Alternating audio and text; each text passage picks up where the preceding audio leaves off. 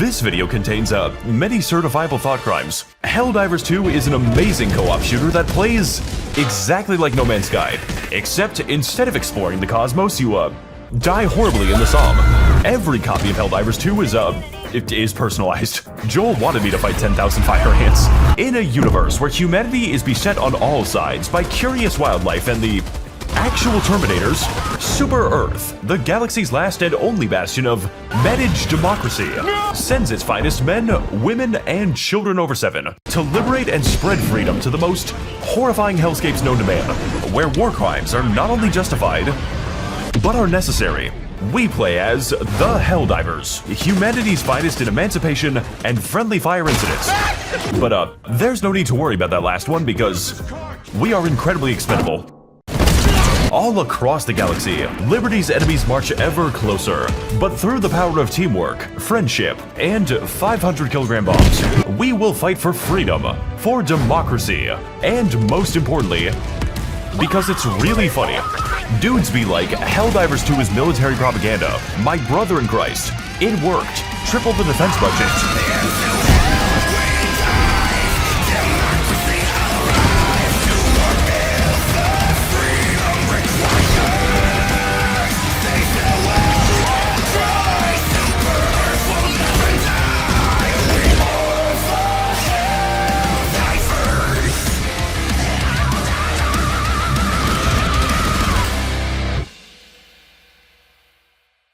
The first thing you'll notice upon entering the SES Judge of Judgment is the incredibly stupid name.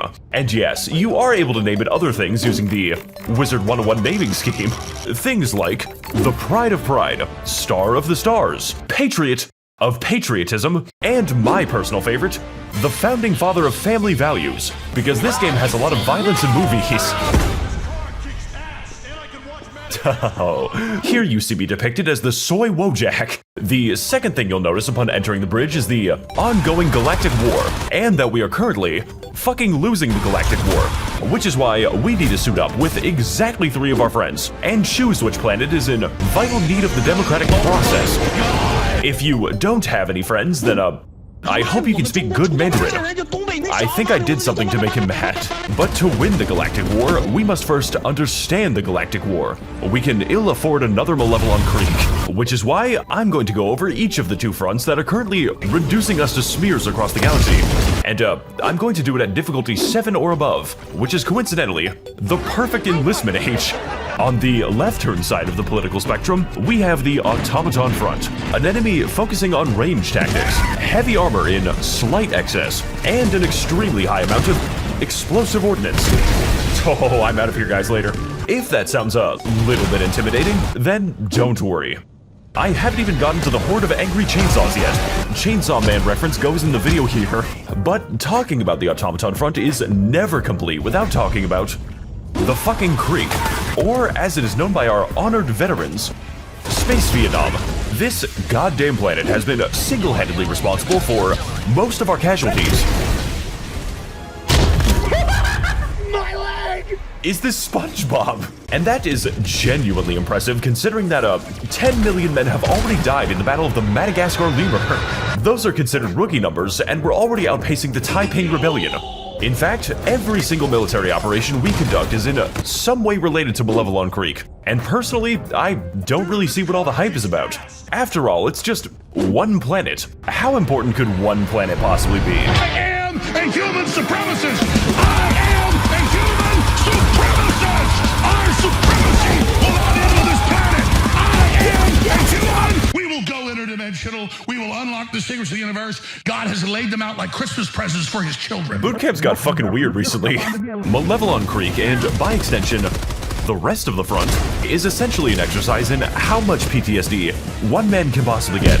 Their firepower is so overwhelming, so absolutely constant, that describing it as an endless retreat where you accidentally accomplish all of your objectives would be very generous, as it implies that I do the objectives. Fucking shit! This can occasionally push you into what we call unfortunate tactical positions, at which point your main options for survival are going to be watching your slower friends get burned to death in the Mekong. I will never unhear that scream. So yes, this planet may be what economists call bad use of our human capital. But after dealing with several days of what I can only describe as angry forklift decommissioning. Oh shit, this motherfucker's not OSHA certified. You really need a stepladder for that, sir. Okay, call me crazy, but I think there's a turret around this corner, guys. I fucking hate the creek. I can safely say that the attachment has become fucking personal. And honestly, I just want to see how many bodies one planet can hold. We lost Vietnam, we lost Afghanistan, and yes, we definitely lost America. So goddammit, I am not going to lose this shit to ones and zeros. God gave this galaxy to a non-binary species, and service guarantees gender affirmation. Fun facts about the bot front. Number 10, man urinates on fellow passenger for not being allowed to smoke. Number 9, if you happen to make the mistake of fighting here, you're quickly going to realize that most of our forces are Chinese, each one taking glorious revenge against the steel plants they work in. Very auspicious behavior. And conversely, we Guilo have been sent by our barbarian prince to fight the hordes of angry roaches, for it is the God-given right of the defense lobby to remind the bugs that it is man who is made in God's image.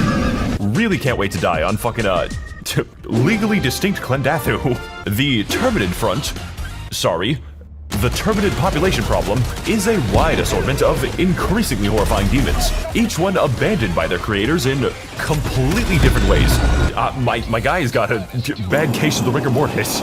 We've got small bugs, big bugs, immortal bugs, bugs that function as artillery, and of course, the bugs that stalk you at night. Thankfully for us though, Napalm is an equal opportunity employer, and a lot of positions are open right now. That is to say, once you start fighting the bugs, you do not stop for about 40 minutes or so, because they just spawned a battalion from the ground like the goddamn Viet Cong for the 3rd time in a row, and I do not have enough raid for this shit.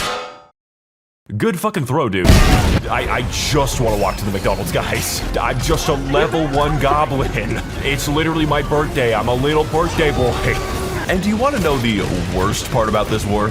We, don't really know how they move between planets. And I don't think they have what you would call a plan. Rather, the Terminids simply appear in places they wish to eviscerate. Kind of like a Whole Foods. So, you can imagine my shock when I learned that those white bitches were trying to gentrify the moon. They are ruining the amazing local culture of, California.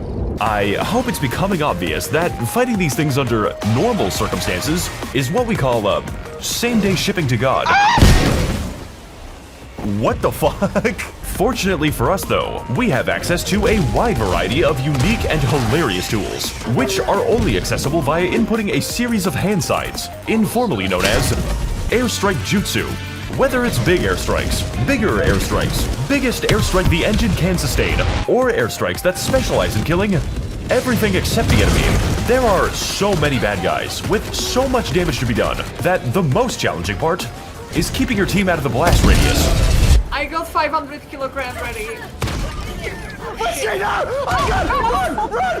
What have you fucking done? And yes, you do have to throw them, which means you can drop them, throw the wrong asset, and even attach them to enemies that are running into you. My personal favorite combination is definitely the napalm and chlorine gas, for when you really, really want your enemies to feel pain. Inside and out. We also offer a gluten-free variety. Now, of course, airstrikes aren't the only thing we can deliver, just most of them, because here at the Defense Department, we take care to provide,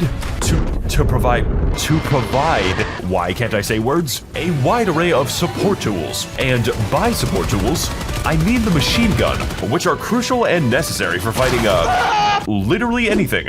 We've got flamethrowers, jetpacks, automatic lasers that demand human sacrifice, average American police taser with unlimited ammo, automatic targeting, and a vendetta against teammates.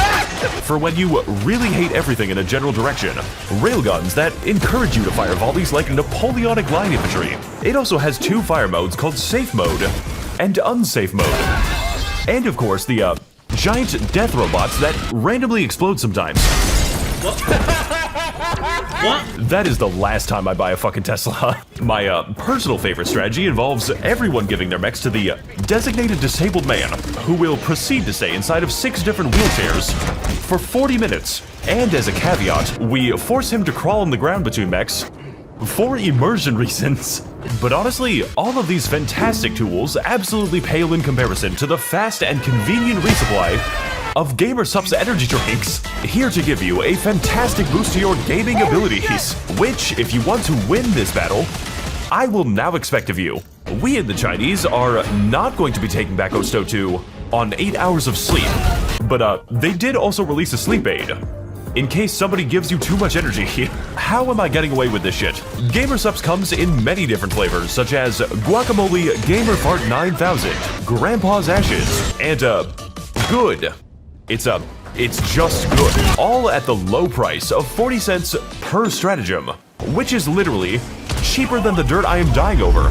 I went to Amazon and checked. So if you are still watching this video somehow, and God bless you if you are, you can have GamerSupps delivered with 10% off by opening the description and clicking the special stratagem code. What else do we have? We have sentry guns, in case you really don't want to play the game, as well as a strange amount of primaries that are child safe. Can't wait for the devs to nerf this one and say some shit like, sorry Helldivers, Command sent us rigatoni instead of railgun shells.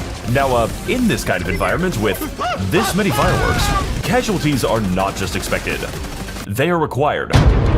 You don't really get to 12 million by being an easy game, which is why, upon the occurrence of my teammate's tragic passing, I will gain the ability to replace my friends with a legally distinct Helldiver, ready to fight and die for the worst planets you have ever seen. Like my brother in Christ, you are fighting over the Arizona Iced Tea world. Missions in this game are usually comprised of exploring new and fantastic worlds, and then building a Walmart supercenter on them. Local residents be damned. To that end, we have a great diversity of missions, like geological surveys, rescuing civilians who move their heads like confused avians. He's like a chicken! Spreading industrial amounts of carcinogenic gas, and launching the fucking nuclear missile.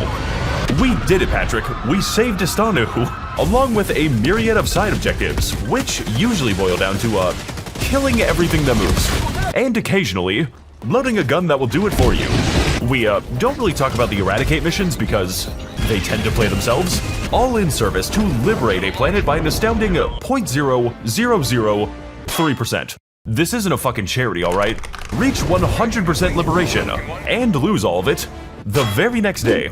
I am currently reporting to you from the 5th Siege of Hellmire.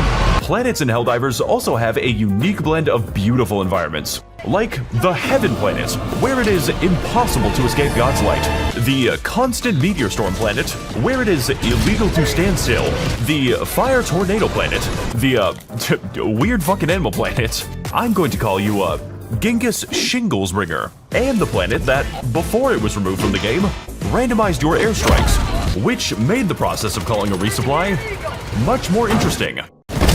Please put this back in the game. Look, Helldivers is a game that gives you a lot of tools, and a lot of places to use them. So honestly, the task of describing it all to you is, not my fucking job. The developers are literally adding things faster than I can show them to you. I, began making this video before mechs existed. So inevitably, when the day comes that Arrowhead adds the secret third faction that we don't legally know anything about, I guess I'll be making a video about it. As long as this one gets views. Overall, Helldivers 2 is an absolute chaotic mess, where every mission begins and ends with the assumption that we are not going to make it, and yet somehow, some way, I still find a way to disappoint my friends. Some may consider it difficult, while others may consider it fucking bullshit. But personally, surviving against all odds in the face of complete, absolute absurdity is a big reason that I still love this game, no matter how many game-breaking bugs they introduce. Sorry Helldivers, this gun's accuracy rating is so high that it causes integer overflow. And with the Galactic War still ongoing, our story of spreading managed democracy has only just begun. We have the ships, we have the weapons, we need soldiers. Soldiers like the, angry Chinese guy. Service guarantees affordable healthcare. They'll keep fighting, and they'll win. As long as the bug front plays the game today. On a more personal note, the Ministry of Truth extends its gratitude to all of its very kind patrons, enabling and financing our propaganda on a truly galactic scale. Your money is being put to excellent use, making only the funniest and most original content. Anyways, time to report to my execution now.